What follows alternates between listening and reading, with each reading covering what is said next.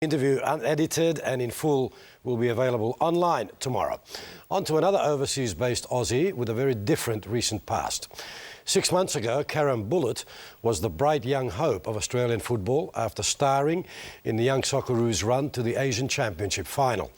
But after returning to Sydney, things fell apart.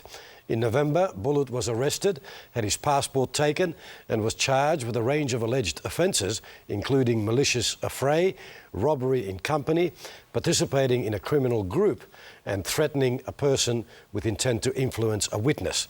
Last week, Burwood was allowed by the court to resume his playing career with Czech club Mladá Boleslav, and David Bashir spoke to him as he prepared to leave Sydney.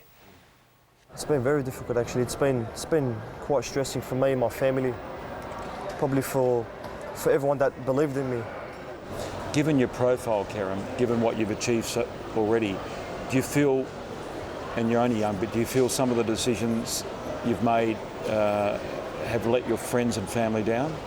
Oh, of course, yeah. It's once again, it's been tough. It's been hard, you know. But hopefully, I can, turn back. You know what I mean?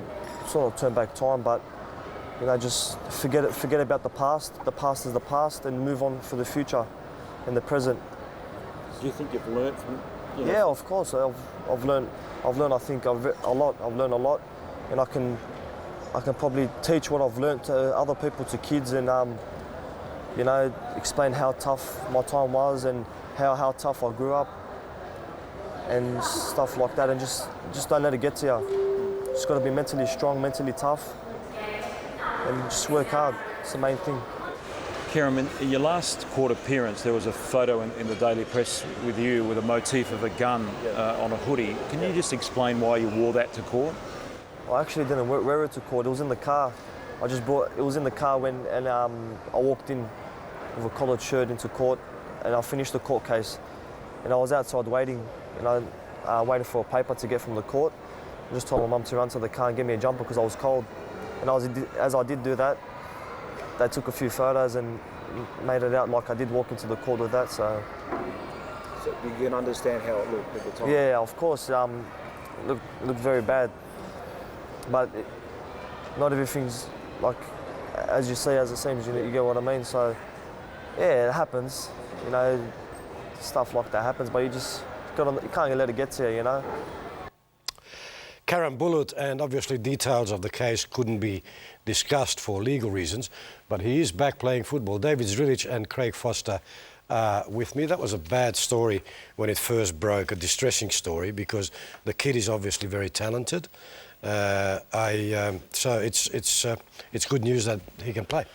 It is good news that he gets back to his football, and what I would say is that the support group around a team, or even around the young Socceroos, and that includes the coach, that includes FFA personnel, includes his teammates and all those people, is one of the most valuable things about football. Is the people within the game and around you, within that dressing room or just outside of it, can be the best support network that you can possibly have. And that's why retired players today, still our friendships and our support groups, which everyone needs, come through football predominantly.